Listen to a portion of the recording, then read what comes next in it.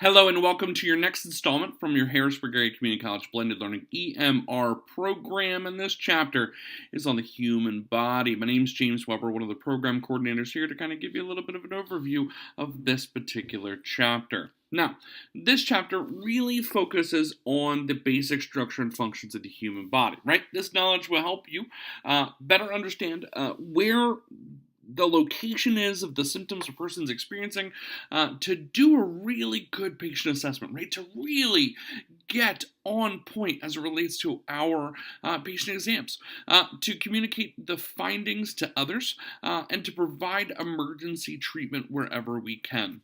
Right? So topographic anatomy, left, right, up, down. I tell you something. You can say left, right, up, and down. The problem is it's really hard to communicate efficiently that, say, over the phone to a doctor or in your documentation, right? So we need to be cognizant of topographic anatomy because it is how professional healthcare communicates locations of different parts of the body, right? So anterior, for example, is the front of the body, posterior to the rear, superior, close to the head, inferior, away from the head, proximal, distal, closer or further away, commonly referred to when we talk about things like wrist injuries, arm injuries, that kind of stuff, things in the extremities specifically, as well as medial, lateral, midline, that's that middle line, top to the bottom of the body, right? All examples of topographic anatomy. It's really important that you memorize what each one of these are. They're going to pop up on your D2L quizzes. They're going to pop up on your registry exam, I'm sure. So it's important we have an idea as to each one of those and definitely want to commit them to memory. The standard anatomic position is a person standing and facing you with arms at their sides and the thumbs pointing outward, right? Anterior is the front, posterior is the back, and that midline's from top to bottom in the center that we highlighted initially. It's important that we're familiar with that. Standard anatomic positions, medial, lateral, proximal, distal, superior, inferior. Gosh, you got to know which each one of these are. Make sure you commit to those individual phrases to memory. That's going to be part of your obligatory vocab that you're going to want to make sure that you're familiar with. Respiratory system, probably pretty important we know something about the respiratory system, right? The respiratory system consists of all the structures in the body that contribute to normal breathing. They bring oxygen into the body and they remove waste gases like carbon dioxide. These are some examples of different parts of the respiratory system. The upper and the lower airway, split by the actual trachea itself, bronchioles, main bronchioles, lungs, diaphragm, carina, the ribs, the upper airway, right? Those parts, right? Those parts make a difference when we think of them from a perspective of maybe a person's having difficulty breathing, and the root cause of that difficulty breathing could come from a problem in the trachea, right? We've seen patients with transected tracheas where the trachea is actually broken in half, or maybe it's a gas exchange issue because they've overdosed on something, and that could be in the actual main bronchioles, right? Or in the bronchioles, in the deeper parts of the lung and the lower airway. Right? It's important that we have an idea as to what each part is and how it affects all the other parts of the respiratory system. The airway consists of the nose, the mouth, the throat, the larynx, the trachea, and the passages. You'll notice we have some fancy terms like naso and oropharynx, right? Naso and oropharynx are the correct medical terms for nose and mouth and the space behind those two anatomical parts. The voice box, commonly referred to as the voice box, is really the larynx. The trachea is the windpipe. A lot of people call it the windpipe, but not so much. It's actually the trachea, right? As well as the passages within the lungs. These are some examples of those upper airway parts, and they really kind of highlight how air enters the body before it gets down into those lungs. Oxygen and carbon dioxide are exchanged in the alveoli and the tissues, right? And we talk a lot in the book about gas exchange and how that gas exchange works, because it's going to make a difference in understanding how the oxygen that you might administer as an EMR works as well. So it's important that we're free and clear on the idea that oxygen is brought in and carbon dioxide is exchanged in the deeper parts of the alveoli and the tissues. Air is inhaled when the diaphragm and the chest muscles contract, and air is inhaled or exhaled when the muscles relax, right? When you start to see actual contraction of these muscles, it opens up space in the lungs for inhalation. And when those muscles relax, that's when we begin to see exhalation because it removes some of that open void spacing. The circulatory system includes the heart, the blood, and the blood vessels. It is a pretty complicated system, I'll tell you what. There's all sorts of different working parts of the circulatory system. Things like the heart, the blood vessels. It's important to have an idea as to the main primary parts of this, right? The lung, the heart's the aorta, right, which is a big, giant vessel, carries lots of blood, as well as the inferior and interior vena cava, right? It's important that we know those main veins because those main veins inside the chest cavity carry a ton of blood, and when they get damaged, we have patients who die because of it, right? So it's important that we have an idea on how that works. The flow of blood. Blood picks up oxygen in the lungs and goes to the heart. The heart pumps it to the rest of the body. The cells absorb oxygen and nutrients from the blood and release those waste products. Blood carries the waste back to the lungs and the kidneys, and in the lungs, the blood exchanges carbon dioxide for more oxygen, right? It's important we have an idea as to the flow of blood, but that's kind of the gist of how blood moves around the body. The heart consists of 4 chambers, and those 4 chambers is how we create the pump that pumps the blood around the body. Each upper chamber is called an atrium, and lower chamber is called a ventricle. Those chambers work together, right, to pump blood to the lungs and the rest of the body. These one-way check valves allow the blood to flow in only one direction, so that it doesn't allow it to get sucked up into a prior chamber, ensuring the fact that we have continuous movement of blood, because if we didn't, it wouldn't work out well for us long term. This is another example of a little bit of a table graph on the different working parts of the circulatory system and how blood moves around the body. It's probably a good idea to make sure you have a solid working idea of this. We'll make sure we put a graph of this on D2L to assist in your identification. The arteries carrying blood away from the heart at high pressure, therefore, have thick walls. These thick walls are pretty. It's pretty big deal whenever we see damage to those thickened walls, right? And they come on 3 major arteries: the neck, the carotid artery, right? The groin, which is the femoral artery, or the wrist, which is the radial artery. All 3 of these are pretty significant arteries when we have problems with them.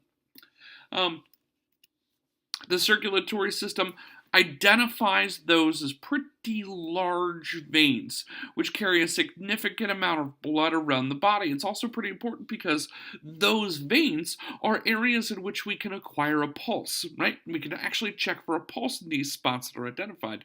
So it's important to understand kind of the fact that the blood goes through those areas, because it makes better sense as to why those are the areas that we assess a pulse. So we'll talk about pulse checks later on in the assessment chapter. The capillaries are the smallest vessels. Those veins are thin-walled vessels that carry blood back to the heart. The blood has a lot of different components to it, right? Things like plasma, red blood cells, white blood cells, or platelets. The skeletal system, a little bit of a game shift here. The skeletal system, pretty important part of the body because it consists of bones and connective tissues. And it really provides the support, the framework to the body. It has 3 major functions: to support the body, to protect vital structures, and to manufacture red blood cells, so that once we run out of blood, we don't just immediately die. We're going to need something to actually manufacture red blood cells. And that really does come out of the skeletal system. This is a little bit of an example of some bones in the body that's important to be familiar with. There are more than 200 bones in the body. So we're not suggesting you need to know for this program all 200 bones, but it's probably pretty important that you really know the ones below, and we'll make sure this picture is on the printed copy of this PowerPoint that's loaded onto D2L as well, so you can give it a once over. It's also going to be in your book as well to study from. The skull, right? So let's go over the working parts. The skull. The skull are the bones of the head that include the skull and the lower jawbone and kind of everything in between. The skull consists of many bones fused together to form a hollow sphere that contains and protects the brain. The jawbone is a movable bone that is attached to the skull and completes the structure of the head itself, right? Of the head itself. The spine. The spine consists of 33 vertebrae.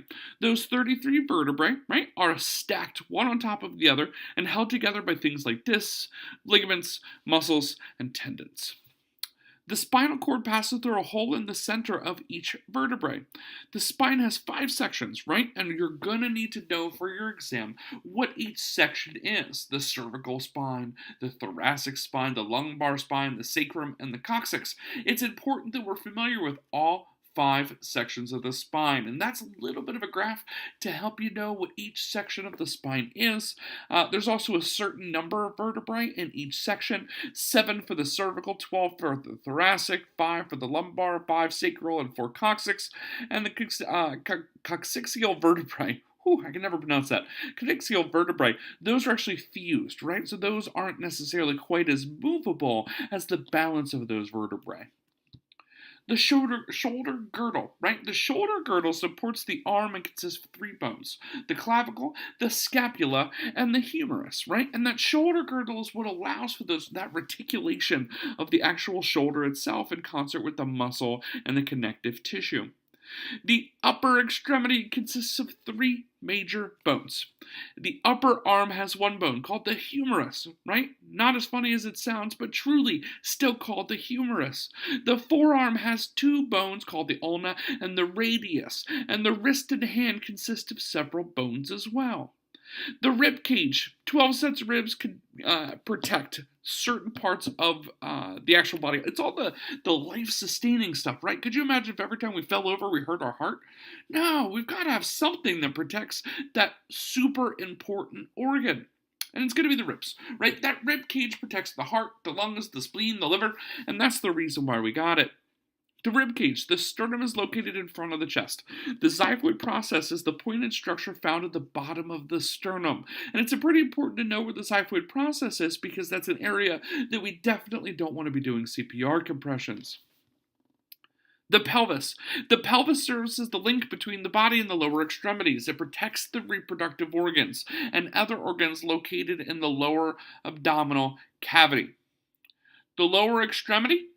Each lower extremity consists of the thigh and the leg, right? So it's important we're familiar with each part of the body as it connects to the others, right? The lower extremity has a couple of different working parts. The thigh bone, of course, is called the femur, and it's the longest and strongest bone of the body. And it is really hard to break, and any patient who breaks the femur has probably had some pretty significant trauma. And it's important that we're aware of the fact that that's just a big, strong bone, and nobody should ever hurt it, and if they do, bad things have happened to them. The leg has 2 bones called the tibia and the fibula, right? Or fibula. The tibia and the fibula are commonly referred to within EMS circles and healthcare in general as the tib-fib, because they are generally right next to each other. So they're commonly referred to as that tib-fib. The kneecap is the patella, and it's the small flat bone that protects the front of the knee joint. And the ankle and the bone contain a lot of different small bones. We see as many as 20 bones in that small space within the foot and the ankle. And it's important to understand that even just one fracture within that bone subset can be pretty significantly bad for your patient. Joints, 3 different kind of joints, right? There's a fuge joint, a hinge joint, and a ball and socket joint. Be aware of the fact that they all work a little bit differently. The muscular system. The muscular system is the skeletal muscles that provide support and movement, that alternately contract and relax. The smooth muscles that carry out automatic functions. They're called involuntary muscles. Cardiac muscle, for example, is the only muscle that's found inside the heart. A little bit different than the traditional muscles, like skeletal muscles within our muscular system. The nervous system, right? The nervous system governs the body's functioning. It consists of a brain, a spinal cord, individual nerves, and they extend throughout the body. The nervous system has a lot of different things that it does. Everything from sensory to moving the body to allowing those impulses to take messages back and forth. It's really like the postal system that helps the brain actually act out on the decisions that it makes. Or sometimes do the things that don't require decisions, like the heart to beat, for example. The brain is the body's central computer and controls the following functions, things like thinking, voluntary actions, involuntary actions. The spinal cord is a long tube-like structure that extends from the base of the brain. And that nervous system, right, that controls the thinking and the voluntary and involuntary functions, it's really darn important that we protect those things, because to damage the brain or damage the spinal cord will have long-term impacts to a patient's survival and quality of life. The digestive system breaks down food in a form that can be carried by the circulatory system of the cells of the body. This food is not used, or food that's not used is eliminated as solid waste. Major organs of the digestive system are located in the abdomen. The digestive tract begins at the mouth and continues through these structures, things like the throat, the esophagus, the stomach, the large intestine, small intestine, rectum, and eventually the anus. And food takes that tract through the body. And it's important that we're familiar with the fact that if one of those things stops to work like they should, it can affect the patient's symptoms, right? Thinking of symptoms of abdominal pain, nausea, vomiting, diarrhea. These are all things that can be, unconscious, up through unconsciousness and eventually death, depending on what the symptoms are. So it's important we're familiar with how the system works. The digestive system also includes three other organs, things like the liver, the gallbladder, and the pancreas. Right? That liver, gallbladder, bladder, and pancreas are pretty important systems, and we need to be familiar with how they kind of interlock with the balance of the digestive system. There's a great write-up of that in your EMR book. The genitourinary system, responsible for the removal of waste products, right? Got some major male reproductive organs that produce and develop sperm. Both of those things are important to be familiar with because the damage to those things could have long-term outcome impacts to a patient's quality of life as well. Major female reproductive organs, the ovaries, the uterus, the egg. Egg release by the ovaries travels through the uterus and through the fallopian tubes. External organ in which is connected to the birth canal is actually called the vagina, and it's important we're familiar with that because that is an area where we might deal with as it relates to childbirth, emergency childbirth, right? So it's important that you're familiar with female reproductive organs because you may get called to assist with childbirth. Actually, that happens with some frequency. The removal of waste products begins in the kidneys, which filters blood to form urine. That urine flows down from the kidneys through tubes and into the bladder itself. The bladder collects and stores the urine before it passes out of the body through the urethra. Skin. Skin covers all parts of the body. It has three major functions. It protects the body against harmful substances. It regulates body temperature. It's one of the best things it does. Regulates body temperature. And it transmits information from the outside environment to the brain itself. Dermis. The dermis is a deeper inner layer of the skin. The epidermis is that outer layer, which is actually located on top of the dermis. That epidermis actually protects that deeper layer of skin and makes sure that we are as protected as we can be. It's a bit of an example of a graph that highlights a different part of the skin. The epidermis is here, which is, of course, that outer layer of skin that we traditionally see. When we get out into the dermis, we start seeing things like nerves, muscles, start to see things like sweat glands getting down real low, down into the adipose tissue, right? These are the things in which we don't want to get that far when somebody gets injured, right? When they get down into the adipose tissue, that's a pretty significant injury to the patient. The skin. The skin's an effective barrier to bacteria and viruses as long as it's not broken, right? When it gets broken, that bacteria can get in and cause infection. The skin can perceive things like touch, pressure, pain, and degrees of hot and cold, right? So it's important that skin stays intact and can sometimes be affected when it doesn't remain intact. Stages of life, right? This is called life stage development. Throughout a person's life, it changes constantly. Infants, right? The area is very small, easily obstructed. Toddlers have poor coordination. School-age children, physically active, prone to injuries from bicycle riding. We need to be aware of kind of the different idiosyncrasies that occur with those different ages as our patients grow up, right? Adolescents don't always understand the consequences of their actions, right? And that's not always for adolescents. Heck, I don't always understand the consequences of my actions, don't we all, right? But it mostly applies to our adolescents most frequently. Early adulthood is the period where most of our body systems are fully developed. Middle adulthood is generally the time where our body systems start to decline. That's depressing, but totally true. And late adulthood is when that decline becomes more pronounced, right? Decline becomes more pronounced. Vital signs. You're going to learn in this program how to take vital signs. It's important. We need to know how to measure these things like by pulse, respiratory rate, blood pressure. Vital signs change with age. So it's important we have an idea as to how to monitor those changes. Normal pulse and respiratory rates decrease. Systolic blood pressure increases. So it's important that we know some of those changes that progress as time goes on, right? We also need to know the idea that some age groups have different normal sets of vital signs than other age groups, right? So this talks a little bit about the differences between normal vital signs for adults and for infants and for children. We need to have an idea of the fact that, for example, if an infant has a heart rate of 150, that's normal for an infant. But it darn sure isn't normal for an adult. And we need to be aware of those differences because it's going to make a difference on whether we get a good understanding of how sick a patient or not sick a patient might be. Variations in normal vital sign values depend on three factors: person's size, the degree of physical conditioning, and the medications a person takes. All right, so just to go over a little bit of our short discussion about this, right? The respiratory system consists of lungs and the airway. The circulatory system consists of the heart, the blood vessels, and the actual blood itself.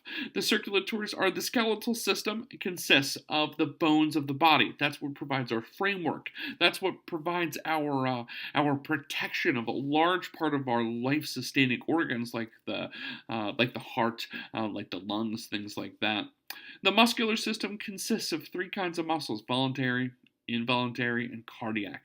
The nervous system consists of the brain, the spinal cord, and the individual nerves themselves. The digestive system consists of the mouth, the esophagus, the stomach, the intestines, the liver, the gallbladder, and the pancreas.